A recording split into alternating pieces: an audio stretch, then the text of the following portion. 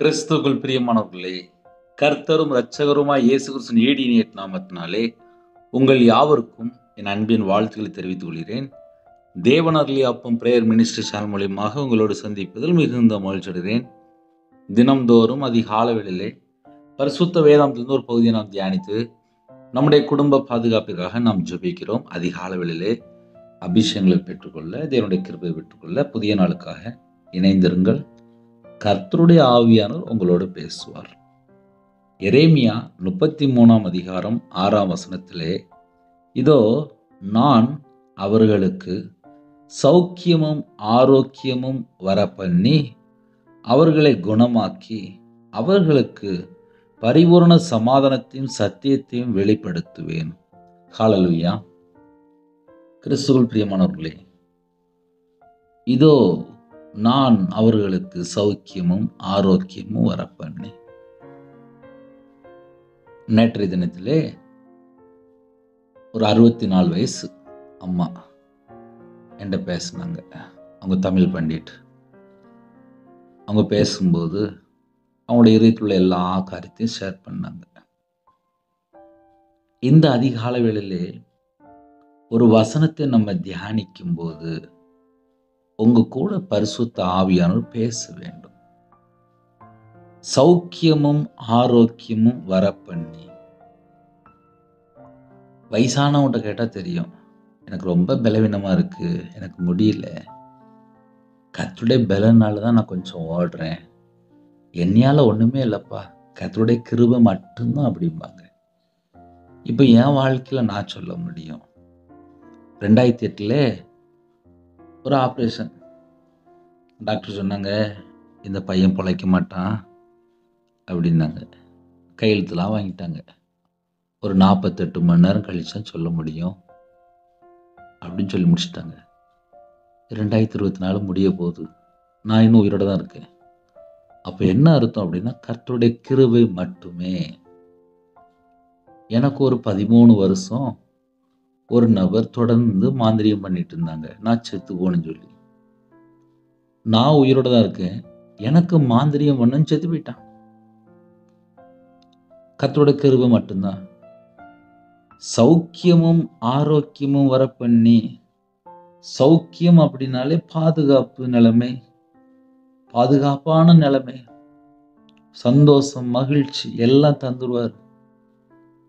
நம்ம குடும்பத்திலே கர்த்தர் இருக்கணும், அதுதான் முக்கியம். சில குடும்பத்திலே எல்லா வசனமும் அவங்களுக்கு தெரியும் அப்படிம்பாங்க, ஆனால் அவங்களுடைய வாழ்க்கையில கர்த்தர் கூட இருந்தால், அந்த வேடை ரொம்ப முக்கியம். 24 மணி நேரம் வாழ்க்கையிலே கர்த்தர் கூட இருந்தால் சௌக்கியம், பாதுகாப்பான நிலைமை, சந்தோஷம், மகிழ்ச்சி எல்லாம் இருக்கும். ஒரு குடும்பத்திலே கர்த்தர் கூட இருக்கும்போது சௌக்கியம் இருக்கும், எல்லா காரியத்திலுமே பாதுகாப்பு இருக்கும், ஆரோக்கியமும் இருக்கும். ஏன்னா கர்த்தர் கூட இருக்கணும். சில குடும்பத்திலே உடனே சொல்லிடுவாங்க, பிரதர் நான் பிறந்ததுலேருந்து நான் சர்ச்சுக்கு போகிறேன், நான் சர்ச்சில் தசமம் வச்சிருவேன், நான் சர்ச்சில் எல்லா கொஸ்டினுக்கும் நான் ஆன்சர் எழுதிடுவேன், நான் பாட்டு படிப்பேன் சர்ச்சில், நான் சர்ச்சில் ஒரு மூப்பர் பொசிஷனில் இருக்கேன், எல்லாம் சொல்லுவாங்க. அவங்க மனசாட்சிக்கு தெரியும் அவங்க தேவனோட வார்த்தைக்கு எத்தனை % கீழ்ப்படிஞ்சாங்க. அப்படிதான் நம்ம கண்டுபிடிக்க முடியும். உங்ககிட்ட பேசுறேன்னா என் இருதயத்துக்கு தெரியும், என் மனசாட்சிக்கு தெரியும் நான் எத்தனை % நான் தேவனோட வார்த்தைக்கு கீழ்ப்படிஞ்சேன். நான் அவர்களுக்கு சௌக்கியமும். ஒரு குடும்பத்துக்குள்ளே சௌக்கியம் வரணும், ஆரோக்கியம் வரணும் அப்படின்னா அவங்க சத்தியத்திலே நடக்கணும். நானே வழி, நானே சத்தியம், நானே ஜீவனும் என்று சொன்னார். சத்தியத்தை அறிவீர்கள், சத்தியம் உங்களை விடுதலையாக்கும். எந்த அளவுக்கு இயேசு கிறிஸ்துவை நாம் அறிந்து கொள்றோமோ அந்த அளவுக்கு நம்ம சத்தியத்தின் வழியில போயிட்டு இருக்கோம். என் வாழ்க்கையில நிறைய மிஸ்டேக் இருக்கு. ஏன் நிறைய மிஸ்டேக் இருக்குன்னு சொல்லணும் அப்படின்னா, எவ்வளவுதான் நம்ம பைபிள் வாசித்தாலும், எவ்வளவுதான் நம்ம ஜெபம் பண்ணாலும், தேவனுடைய வார்த்தையில எத்தனை % நம்ம நிலைத்திருக்கிறோம் அதை கண்டுபிடிக்கணும். ஏன்னா பாதி லைஃப் முடிஞ்சிட்டு என் லைஃப்பில் 2016 தானே முழு நேரம் ஊழியத்துக்கு வரேன். அதுக்கு முன்னாடி வியாபாரி, நஷ்டப்படுறேன், எல்லாம் நடக்கு. நிந்தைகள், அவமானங்கள், கேவலம் எல்லாம் என் வாழ்க்கையில் நடக்கு. பல சூழ்நிலையில கையில் பைபிள் எடுத்து வாசிக்கேன். வசனம் வாசிக்கும் போது எனக்கும் புரியாது. அதான் நான் முதல்ல சொன்னோம்ல, ஒரு தாயார்கிட்ட பேசிட்டு இருந்தேன் அப்படின்னு சொன்னோம்ல, எனக்கும் பைபிள் வாசித்தா புரியாது. நானும் சராசரி மனுஷன்தான். நானும் 11 வயசுல வேலைக்கு போயிட்டேன். ஆனா எழுத்து கூட்டி வாசிக்க ஆரம்பிச்சேன். கர்த்தர் சொல்கிறார், நான் அவர்களுக்கு சௌக்கியம், ஆரோக்கியம் வரப்பண்ணி. அப்ப நம்ம வாழ்க்கையில சௌக்கியமும் ஆரோக்கியமும் வேணும் அப்படின்னா ஒரு மனுஷன் தர முடியாது. எனக்கு கர்த்தர் தரணும். வாக்குத்தத்தம் என்ன தெரியுமா? நான் அவர்களுக்கு சௌக்கியமும் ஆரோக்கியம் வரப்பண்ணி. அது முதல் பாயிண்ட். அவர்களை குணமாக்கி. சரி, எந்த காரியத்துல குணமாக்கணும்? ஒரு 30 வருஷம் கசப்பு வச்சிருப்பாங்க, ஒரு 20 வருஷம் பகை வச்சிருப்பாங்க, ஒரு 5 வருஷம் வைராக்கியம் வச்சிருப்பாங்க. பிறந்ததுலேருந்தே ஒரு எரிச்சல், கோபம்லாம் சுபாவத்திலே வந்துடும். ஜென்ம சுபாவம் இருக்கு, மாம்சத்தின் கிரியை இருக்கு, பழைய சுபாவங்கள், பழைய எண்ணங்கள், எத்தனை காரியம் இருக்கு. பாவம் செய்கிற ஆத்துமா சாகும் என்று எழுதப்பட்டிருக்கு. ஒரு ஆத்துமா செத்து போன நிலைமையில இருக்கும். சரீரம் செயலற்று பலவீனப்பட்டு பல சூழ்நிலை காணப்படும். காலையில் தூங்கி எந்திரிச்ச உடனே குழப்பத்தில் இருப்பாங்க, நிம்மதி இல்லாமல் இருப்பாங்க. இன்னைக்கு இவ்வளவு பிரச்சனை இருக்கு, அது மட்டும்தான் கண்ணில் இருக்கும், அது மட்டும்தான் சிந்தனை இருக்கும், அது மட்டும்தான் யோசனை இருக்கும், அதை மட்டும்தான் யோசிப்பாங்க. அப்படி கண்ணை திறந்து பார்த்தோன்னே யோசிப்பாங்க, இன்னைக்கு காலையில் தூங்கி எந்திரிச்சிட்டேன்னு எனக்கு இன்னைக்கு இவ்வளவு பிரச்சனை இருக்கு, அது மட்டும்தான் யோசிப்பாங்க. அப்பனா இதயத்துல ஒரு பதட்டம் இருக்கும், ஒரு பயம் இருக்கும். கர்த்தர் சொல்கிறார், நான் அவர்களுக்கு சௌக்கியமும் ஆரோக்கியமும் வரப்பண்ணி அவர்களை குணமாக்கி. நம்ம எந்தெந்த காரியத்துல அடிமையா இருக்கோம், நம்மளை எப்படி தூக்கி எடுக்கணும், என் தேவனுக்கு தெரியும். என்னை உருவாக்குனவருக்கு தெரியும், என்னை சிருஷ்டித்தவருக்கு தெரியும்.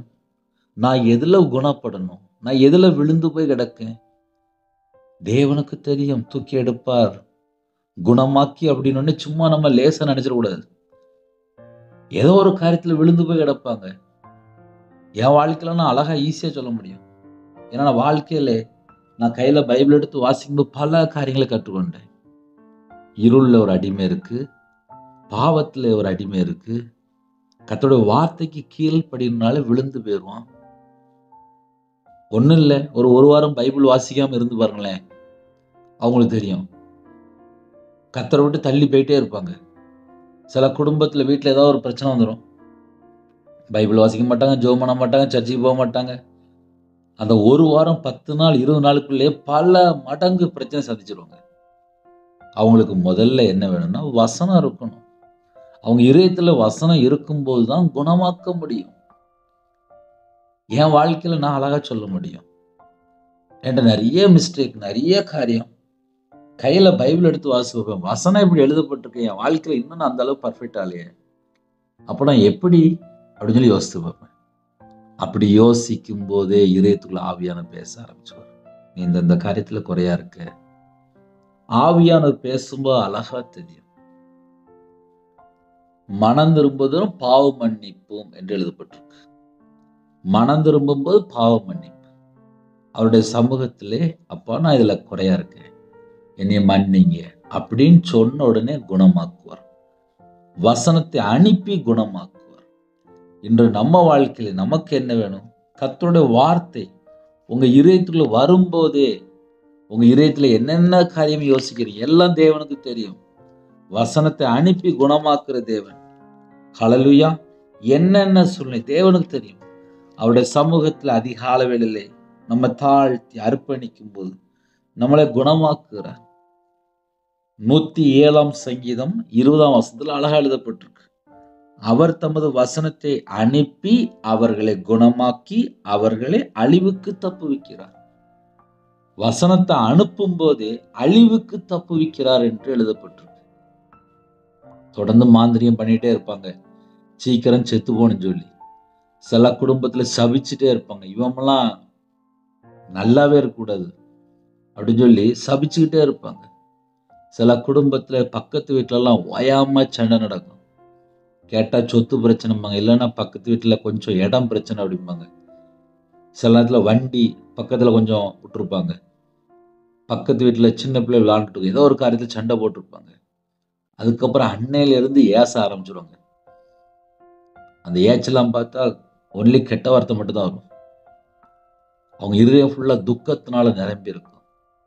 ஆனா கர்த்தருடைய வார்த்தை இதயத்துக்குள்ள புறப்பட்டு போகும்போது, கர்த்தருடைய வார்த்தையை நீங்க தியானிக்கும் போது, வேதம் தெளிவா எழுதப்பட்டிருக்கு.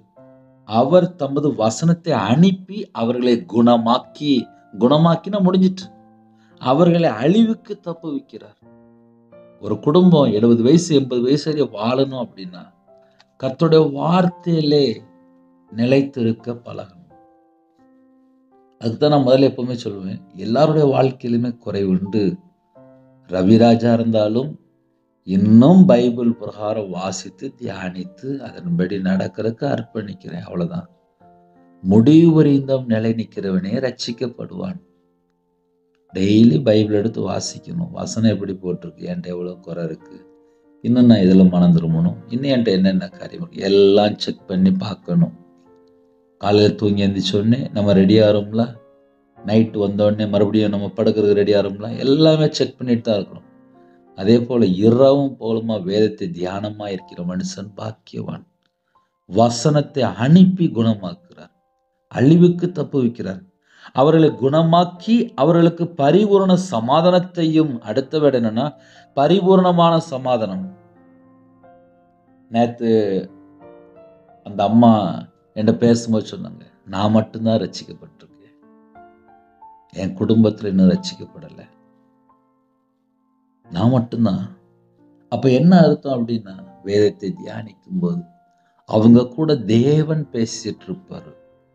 நான் கையில பைபிள் எடுத்து வாசிக்கும், என் கூட என்னை உருவாக்குன தேவன் பேசிட்டு இருப்பாரு.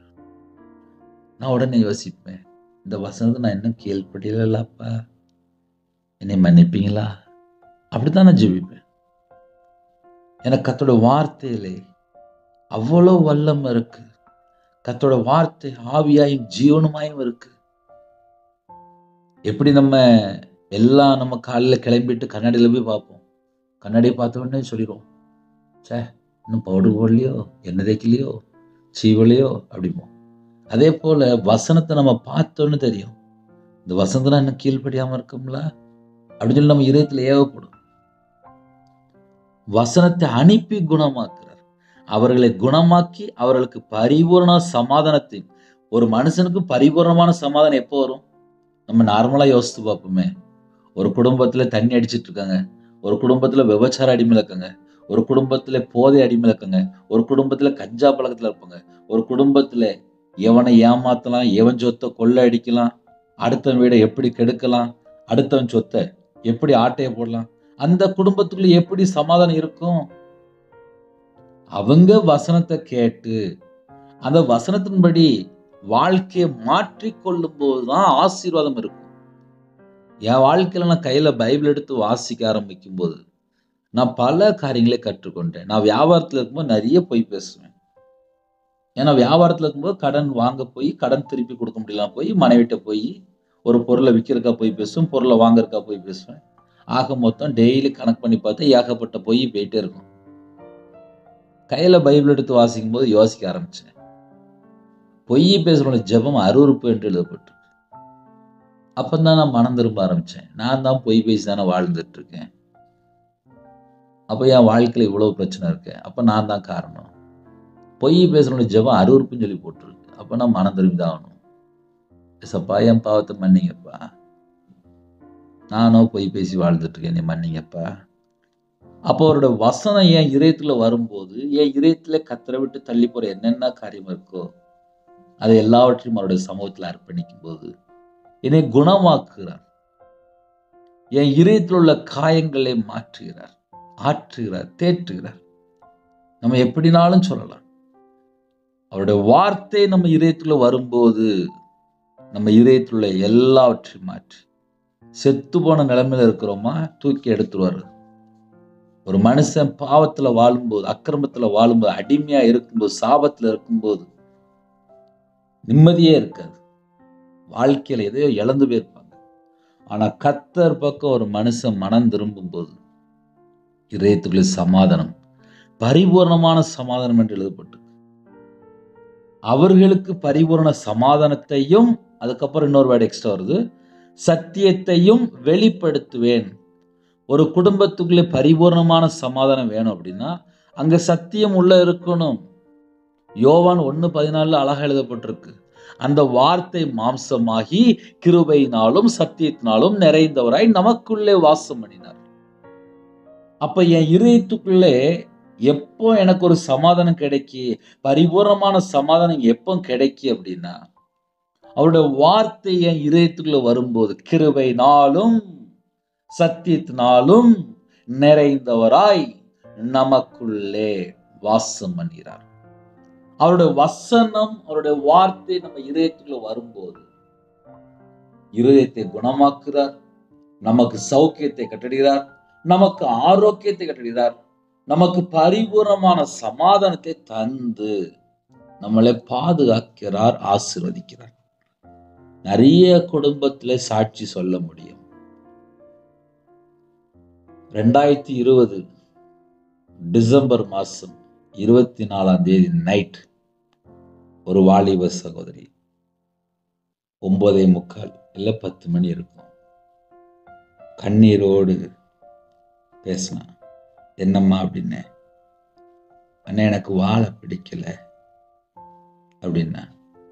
அந்த வாலிப மகள்கிட்ட ரொம்ப நேரம் பேசினேன். அந்த மகள் இன்னைக்கு வரையும் உயிரோட இருக்கா. ஒரு முழு பைபிளை வாசித்து முடிச்சுட்டா. 2வது பைபிளை 2வது தடவை வாசித்து முடிக்க போறா.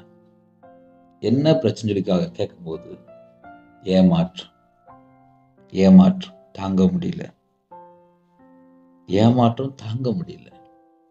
பல காரியங்கள் சொல்றா, கண்ணீரோடு சொல்றா, அழுதுட்டே இருக்கிறா. அண்ணன் இருக்கேன், பயப்படாத,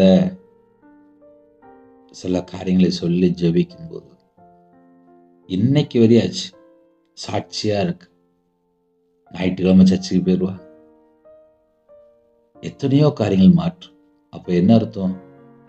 அவருடைய வார்த்தை அவ இதயத்துக்குள்ள புறப்பட்டு போகும்போது அவ இதயத்துடைய காயங்களை மாற்றுகிறார், குணமாக்குறார், தீர்காயுசு தருகிறார்.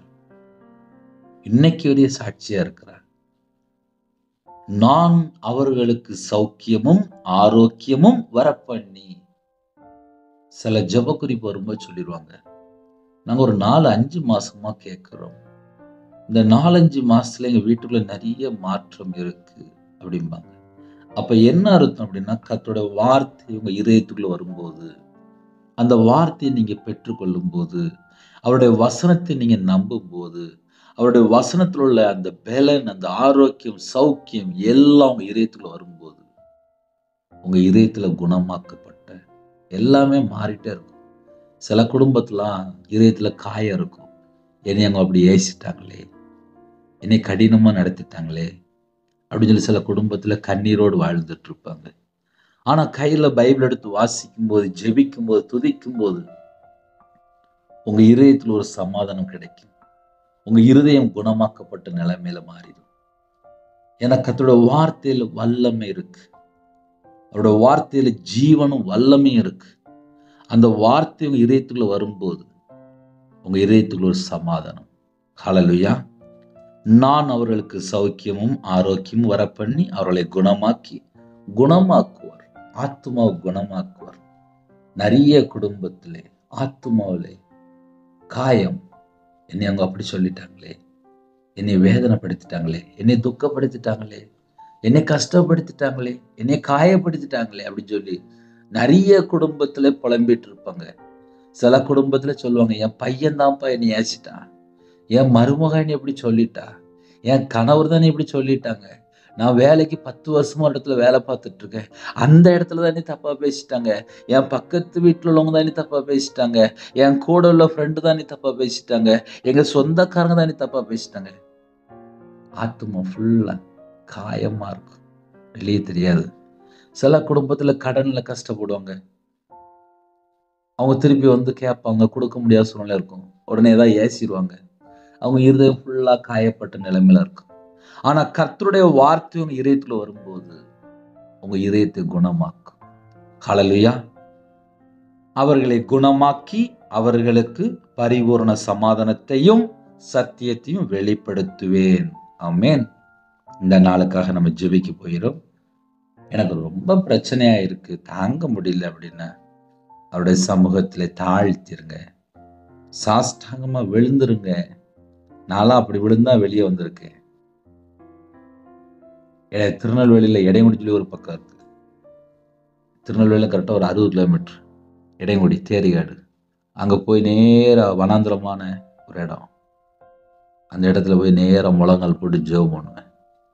என் பாவத்தை மன்னிங்கப்பா, என் பாவத்தை மன்னிங்க, என் பாவத்தை மன்னிங்க அப்படின்னு சொல்லி கேட்பேன். அதான் என்னுடைய ஹையஸ்டான ஜெபம்.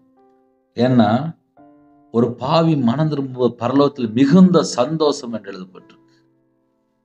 ஒரு மனுஷனுடைய வாழ்க்கையிலே எத்தனையோ காரியங்கள், அந்தரங்கத்தில் எத்தனையோ காரியங்கள், கர்த்தருடைய வார்த்தையை விட்டு மீறும்போது எத்தனையோ பாவம்.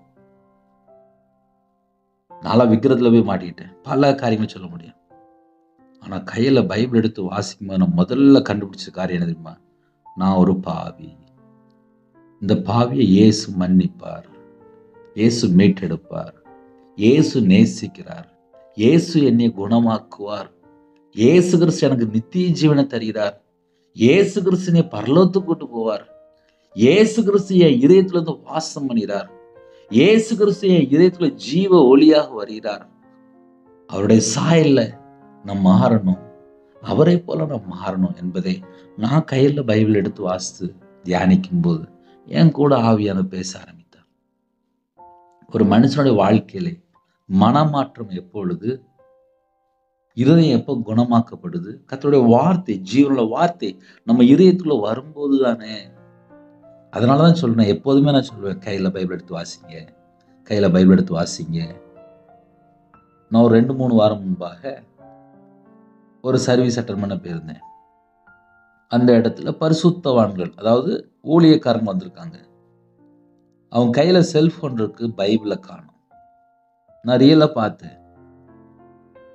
சர்ச்சுக்குள்ள வந்திருக்காங்க, கையில செல்போன் இருக்கு, ஆனா பைபிளை காணும். காலம் கடைசியா இருக்கு. நிறைய இடத்துல இப்ப கையில செல்போன் தான் இருக்கு, கையில பைபிள் இல்லை. கர்த்தருடைய வார்த்தை நம்ம கையில இருக்கும்போது, நம்ம கையில கொண்டு போகும்போது பிசாசு பயப்படுவான். இப்ப செல்போன்லாம் எல்லாம் பார்க்கலாம். செல்போன்ல தான் நன்மை இருக்கு, தீமை இருக்கு, எல்லாம் உள்ள கெட்டதெல்லாம் வந்து தான் இருக்கு. கையில பைபிள் இருக்கணும், வசனம் நம்ம இதயத்துல இருக்கணும். இதயத்துல வசனம் நிரம்பி இருக்கும்போது நமக்கு ஆரோக்கியம், சௌக்கியம், நம்ம இருதயம் குணமாக்கப்பட்ட நிலைமை, அது மாத்திரமல்ல பரிபூர்ணமான சமாதானம். இது எல்லாமே எப்படி அப்படின்னு சொல்லி பார்க்கும்போது சத்தியம் இருக்கணும். நம்ம இதயத்துல சத்தியமான வார்த்தை இருக்கணும். நம்ம சத்தியத்துல நடக்கணும். இன்னைக்கு நிறைய குடும்பத்துல சத்தியத்தை விட்டாச்சு. எப்படினாலும் வாழலாம், எப்படினாலும் வாழலாம், எப்படினாலும் வாழலாம், இஷ்டம் போல வாழலாம், இஷ்டம் போல ஏமாத்தலாம், இஷ்டம் போல கொள்ளையடிக்கலாம், இஷ்டம் போல அடுத்த வீட்டு சொத்தை ஏமாத்தலாம். இப்ப அப்படி போயிட்டாங்க. அப்படி கிடையாது. பரிசுத்த வேதாந்தத்துல அப்படி எழுதப்படலை. மனம் திரும்ப நாள் பரலோராஜ்ய சமீபம். சிறு பிள்ளை போல மாறணும். முதலாவது தேவனோட ராஜ்யத்தையும் அவருடைய நீதி தேடுங்கள்.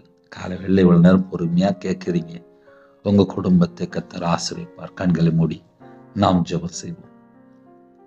கிருபை மகிமை அந்த பரிசுத்தமுள்ள நல்ல தகப்பனே, உம்மை நன்றியோடு துதிக்கிறோம்ப்பா. வாழ்நாள் முழுவதும் கர்த்தருக்காக வாழன்னு சொல்லி ஆசைப்படுறோம்ப்பா. உங்க கிருபை தாங்கப்பா. எங்கள்கிட்ட குறை இருக்குப்பா.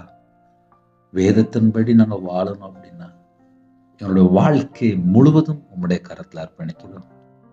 இந்த நாளிலும் எத்தனையோ குடும்பத்துல இணைந்திருக்காங்க. பிதா, குமாரன், பரிசுத்த நாமத்தால முத்திரை போடுங்க. இந்த நாளை காண செய்த கிருபைக்காக 1000 மடங்கு உமக்கு நன்றி செலுத்திறோம். உம்மை துதிக்கிறோம், உம்மை ஸ்தோத்திரிக்கிறோம்.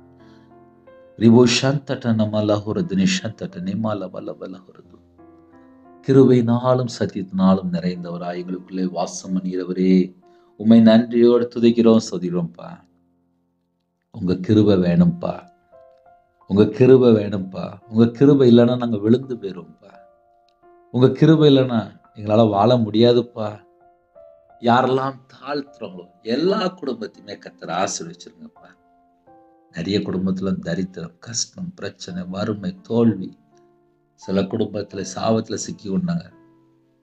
எத்தனையோ காரியங்கள் எதுவாக இருந்தாலும் மன்னிச்சிருங்கப்பா. பாவியா எங்க மேல கிருபையா இருங்க. எங்களை பரிசுத்தப்படுத்தி ஆசிரிங்க. உங்க கிருபினால் நிரப்பி எங்களை ஆசிரிங்க. உங்க வல்லமையினால் நிரப்பி எங்களை ஆசிரிங்க. பரிசுத்தாவில நிரப்புங்கப்பா. அக்னி அபிஷேகம் நிரப்புங்கப்பா. ஆவிக்குரிய 9 கனிகளினாலும் ஆவிக்குரிய 9 வரங்களாலும் நிரப்புங்கப்பா. யாரெல்லாம் தங்களை தாழ்த்துங்களோ ஜெப விஷயம் தாங்க, தியானிக்கிற விஷயம் தாங்கப்பா. உங்களுடைய பிரசன்னம் இறங்கட்டும், உங்களுடைய மகிமை இறங்கட்டும், உங்களுடைய கிருபினால் நிரப்பி ஒவ்வொரு குடும்பத்தையும் ஆசிரிங்க. கிறிஸ்துவனுடைய சாயலை நாங்கள் பெற்றுக்கொள்ள வேண்டும். இந்த நாளிலும் யாரெல்லாம் தங்களை தாழ்த்துங்களோ ஜெப அபிஷேகம் தாங்கப்பா. யாரெல்லாம் தாழ்த்துறோங்களோ எல்லா குடும்பத்தையும் கத்தர் கூட ஆசிரிங்க.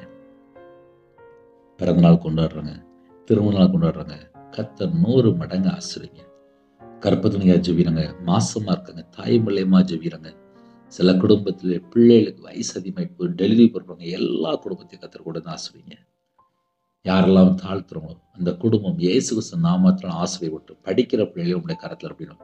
ஃபர்ஸ்ட் ரேங்க் நல்லா படிச்சு எக்ஸாம் எடுத்துக்கிறது கிருபை செய்ய. ஞாபக சக்தி தாங்க. திருமணம் முடிந்ததுக்கு அப்புறம் நிம்மதியில்லாத சூழ்நிலை எல்லா உபத்திரத்தையெல்லாம் கத்தர் மாற்றித்தாங்க. உங்களுடைய வார்த்தையில நிலைத்திருந்து ஆசீர்வாதங்களை பெற்றுக்கொள்ள வேண்டும். சில குடும்பத்துல கோர்ட்டு கேஸ் அழைறாங்கப்பா. இந்த பிரச்சனைக்கெல்லாம் ஒரு முடிவு கொண்டு வாங்க. நிறைய குடும்பத்திலே தனிமை, திக்கற்ற பிள்ளை, விதவையா இருக்காங்க.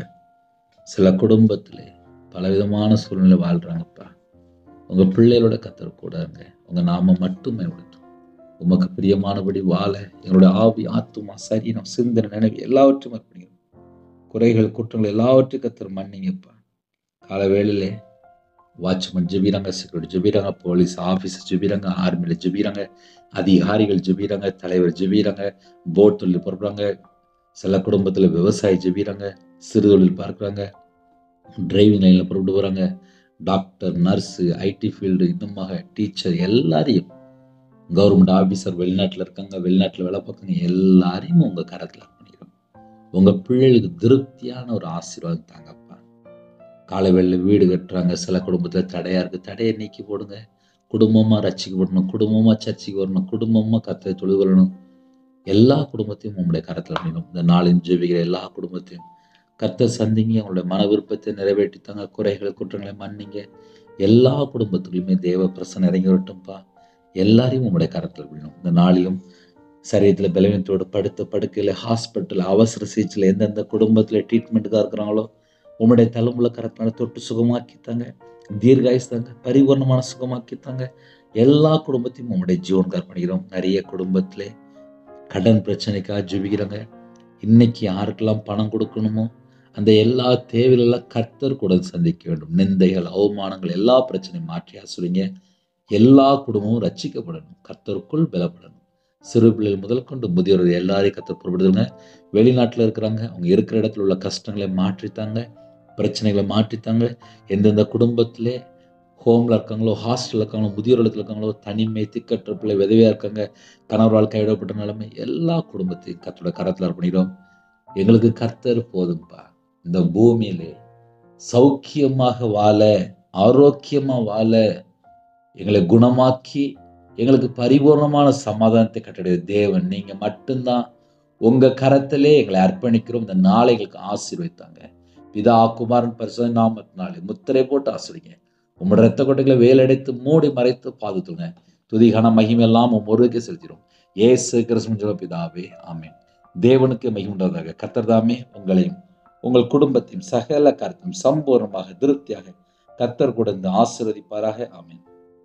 கர்த்தராகிய இயேசு கிறிஸ்துவின் கிருபையும் பிதாவாகிய தேவனுடைய அன்பும் பரிசுத்தருடைய ஐக்கியமும் நம் அனைவரோட எப்பொழுது சதா காலங்களிலும் கூட இருப்பதாக. ஆமென். கிறிஸ்துவில் பிரியமானவர்களே, எங்களுடைய ஊழியர்களுக்காக தொடர்ந்து ஜெபித்து கொள்ளுங்கள். 9363064181 நம்பர் உண்டால் நாங்கள் உங்களுக்காக குடும்பத்துக்கு ஜெபிப்போம். இரவு நேரத்தை தூங்கும் முன்பாக ஜெபிக்கிறோம். அதையும் தொடர்ந்து கேளுங்கள். கர்த்தர் மட்டும்தான் நம்ம குடும்பத்தை ஆசீர்வதிக்க முடியும். God bless you.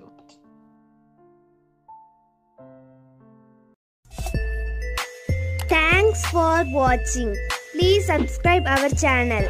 Click the like and share. Click the bell. God bless you.